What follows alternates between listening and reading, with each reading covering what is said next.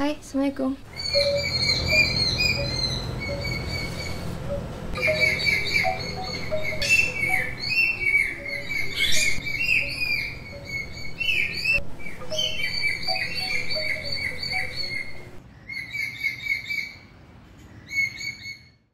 Hari ini insya Allah aku mau nge-repotting aglaonema sekaligus pisah anakan, memperbanyak dengan cara pisah anakan. Sebenarnya ini adalah pekerjaan yang harusnya aku lakukan sudah berbulan-bulan yang lalu, tapi ya baru sempatnya sekarang. Ini dia tanamannya. As you can see, ini sudah gede banget dan sebenarnya indukannya itu sudah panjang banget dan hampir roboh. Di sini teman-teman bisa lihat, di sini udah aku sanggah pakai turus. Ini dia turusnya. Soalnya kalau nggak disanggah dia bakal roboh. Dan ini udah sangat besar. Dan anaknya juga sudah banyak banget. Di sini bagian yang nggak kena sinar matahari, di sini bagian yang kena sinar matahari. Ini kalau nggak salah jenisnya adalah Aglaonema Big Roy. Aku bisa bilang sih ini tuh gampang sekali ngerawatnya. Termasuk yang aku cuekin juga, dia selalu rutin ngasih daun, bener-bener tanaman yang baik hati sekali. Dan ini adalah anakannya ini, yang dulu juga pernah aku pisah rumpun. Jadi ini bukan pertama kalinya aku pisah rumpun Aglaonema. Aku punya Aglaonema Snow White juga di sini yang aku pakai metode pisah rumpun dan alhamdulillah mereka tumbuh dengan sangat-sangat baik. Ini adalah Aglaonema indukan yang aku taruh di bright indirect sunlight. Sementara ini anakannya aku taruh di direct sunlight. Ini jamur, bukan gosong karena direct sun. Dan teman-teman juga bisa lihat kalau misalnya kita taruh direct sun itu warnanya beda banget. Ini tuh jauh lebih yang pucat tuh, pucat banget, kayak pakai Baiklin. Sama sih sepertinya kayak kain ya, kalau misalnya kita mau jemur pakaian putih gitu yang ada nodanya sedikit, kalau cuma sedikit itu kita jemur ke cahaya matahari yang cenderung langsung, itu dia dengan bantuan matahari kotoran itu bisa memudar gitu. Dan kayaknya sama dengan Aglaonema, lihat deh, dia jadi pucat banget, jadi hampir putih tuh. Dan yang ini warnanya lebih keluar karena dia di terang teduh, di tempat yang sangat terang tapi teduh gitu, jadi dia masih dapat cahaya buat fotosintesis. Dia masih punya sedikit corak hijau daun, tapi dia juga punya pink yang menor dan mencolok gitu. Oh ya, hal lainnya adalah kalau misalnya kita kasih dia cahaya matahari yang cenderung langsung, dia bakal ngeluarin bunga seperti ini. Ini sudah ada bunganya di sini, sudah ada juga bunganya di sini. Sini juga ada bunganya yang udah kering. Aku bakal cabut ini yang udah kering. Ini bunganya tuh seperti ini. Mirip peace lily sebenarnya bunganya. Tuh. Di dalamnya kita bisa dapet bijinya. Harusnya bisa dipolinet, tapi aku nggak tahu gimana cara polinet. Dan aku belum belajarin juga gimana cara ngambil bijinya atau cara memperbanyaknya dengan biji. Dan banyak juga yang bilang kalau misalnya berbunga itu lebih baik bunganya dipotong. Tapi kalau aku pribadi, aku seandainya tanamanku kasih aku bunga, aku nggak nolak. Karena aku sama aja ngerasa seperti orang ngasih kita bunga, kita nggak nolak dong, karena kayak mereka kasih bunga sama kita itu artinya mereka peduli atau mereka sayang atau mereka suka sama kita gitu kan. Jadi kenapa harus ditolak kalau misalnya tanaman ngasih bunga? Memang aku ngerasa sih kalau misalnya Aglaonema itu punya bunga, dia bakal lebih sedikit memproduksi daun. Misalnya kalau misalnya nggak ada bunganya itu dalam sebulan dia bisa numbuhin kayak 4-5 daun. Tapi ketika ada bunga, dia hanya numbuhin kayak 2-3 daun dalam sebulan.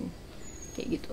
Cuma kalau misalnya teman-teman memang nggak pingin dapat bunga dari dia, daripada kita harus motong bunga yang dia hasilkan, akan lebih baik menurutku taruh di bright indirect sunlight. Karena kalau ditaruh di bright indirect sunlight, dia nggak akan ngehasilin bunga. Nah, sementara kalau teman-teman pingin dia berbunga untuk tujuan mungkin mau pollinate atau mau mengkawinkan mereka, teman-teman bisa taruh mereka di direct sunlight. Karena kalau ditaruh di direct sunlight, dia bakal insya Allah numbuhin bunga. Dan aku juga baca di beberapa referensi, ternyata kalau tanaman itu berbunga dia sebenarnya menunjukkan gejala stres.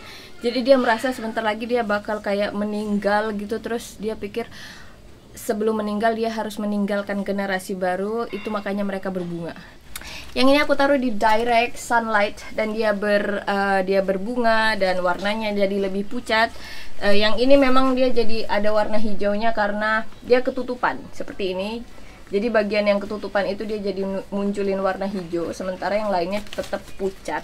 Kenapa ini bisa terjadi? Karena ketika tanaman menerima terlalu banyak sinar matahari, dia merasa tidak perlu terlalu banyak menghasilkan klorofil. Untuk media tanam, aku ngerasa dia nggak macem-macem. Soal media tanam, aku ini pakai media tanam siap pakai yang dijual di perkarung-karung itu loh. Dan dia tumbuh baik-baik aja, cuma aku memang ngenotis dia ini suka sekam bakar di tanahnya, di media tanamnya.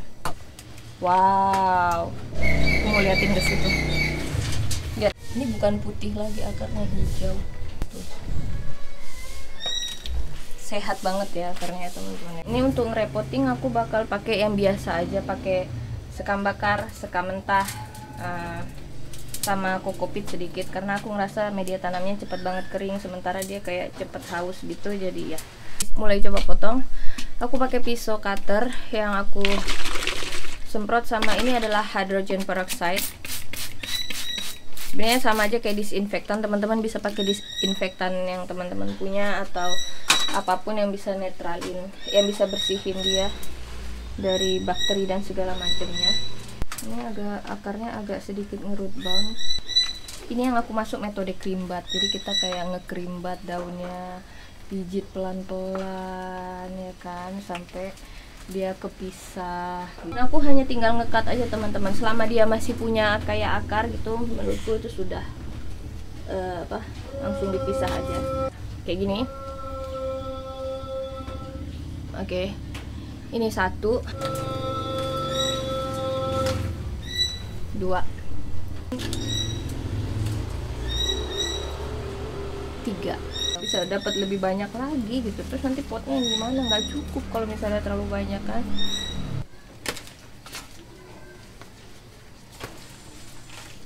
5, kayaknya 5.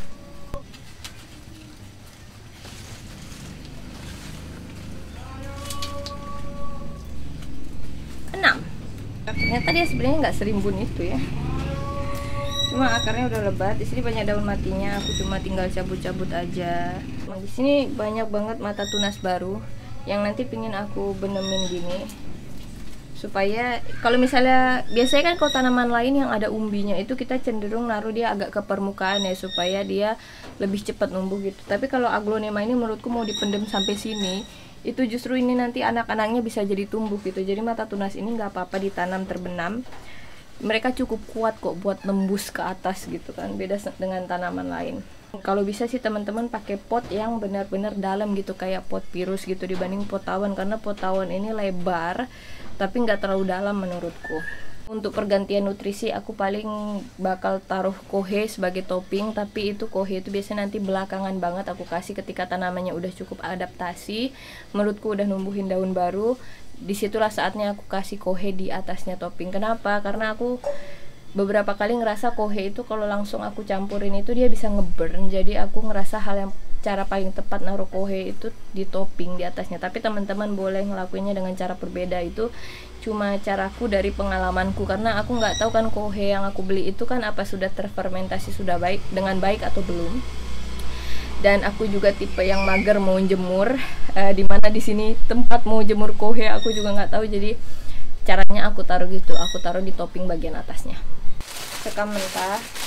Untuk air, menurutku dia sebenarnya suka banyak air ya, apalagi kalau udah segede kayak tanaman aku tuh dia suka banyak air, dan dia tanahnya juga termasuk yang cepet kering, mungkin karena rebutan. Teman-teman bisa lihat di sini aku pakai sekam mentah, jadi nanti aku insya Allah pakai furadan juga. Cuma sekarang aku suka pakai furadan itu kayak ditabur di atasnya, karena kalau misalnya langsung dicampur kayak gini aku ngerasa kurang efektif, karena kadang kan furadannya kecampur di bawah gitu, jadi waktu disiram itu racunnya tuh cuma di bawah. Kalau misalnya kita taruh di atas jadi kayak topping gitu, ketika kita siram itu racun-racunnya turun ke bawah gitu loh. Jadi semua hewan-hewan kecil yang ada di bawah tanah itu bisa mati.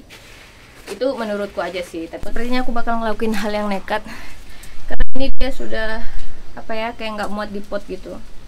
Aku kayaknya bakal cut di sini. But let's see what happen, apakah dia tumbuh atau enggak. Ya di sini. Bismillahirrahmanirrahim. Oke. Nah, jadi di sini aku masih dapat kayak mata tunas gitu. Oops, I broke it. Ini juga pertama kalinya aku propagasi kayak gitu. Nah, jadi ini bisa aku tanam lebih dalam gitu supaya daunnya bisa kayak lebih kayak gini. Lebih teratur gitu kan. Karena aku suka potku rimbun, jadi aku pingin tanam cukup banyak di dalam satu pot. Teman-teman boleh pisahin cuma satu-satu tanaman, itu pilihan masing-masing. Kalau aku, karena aku suka majangnya di situ dan aku senang lihatnya rimbun, aku memutuskan untuk kayak gini supaya rame gitu, supaya rame dan padat. Aku bakal satuin mereka kayak sayur, kayak kita beli sayur kangkung, kayak bener-bener kayak buket bunga. Nah.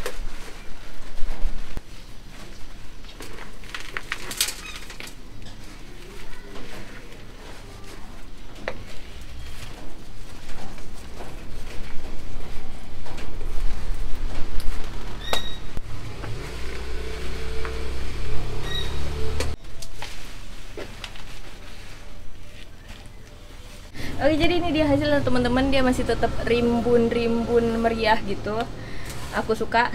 Cuma dia masih muat di potnya dan aku naikin tingkat potnya dari sebelumnya. Potnya dari yang diameter 21 dan ini sekarang dia ada di pot berdiameter 24. Jadi naik 3 ukuran. Aku tinggal siram kayak gini. Oke, dan sudah selesai. Sip. Untuk yang ini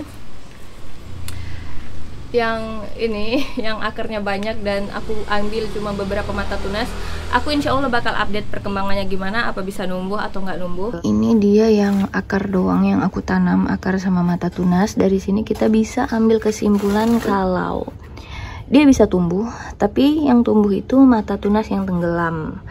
Mata tunas yang nggak tenggelam, yang ada di luar sini, itu nggak numbuh sama sekali dan nggak ada nunjukin tanda-tanda bakal numbuh. Aku jadi penasaran, pengen aku coba potong satu-satu ini, terus aku tanam apa bisa tumbuh, tapi butuh waktu lagi. Ada 1 tunas, 2 tunas, 3 tunas, dan kayaknya ada 4 deh tadi. Wait. Oh, ini ada 4 nih, satu lagi di sini nih yang masih kecil. Jadi kesimpulannya apa? Kesimpulannya adalah kalau kita potong dia tanpa daun, dia tetap bisa tumbuh. Tapi mata tunas yang tumbuh adalah mata tunas yang tenggelam ya, bukan mata tunas yang ada di luar gini. Ini aku taruh di tempat yang teduh, makanya dia jadi hijau banget. Tadi dia tentang aglonema, terutama aglonema Big Roy. Terima kasih sudah nonton, terima kasih sudah like, terima kasih sudah subscribe. Aku minta maaf kalau misalnya aku salah ngomong. Semoga video ini bermanfaat buat teman-teman. Have a nice day. Assalamualaikum warahmatullahi wabarakatuh. Bye.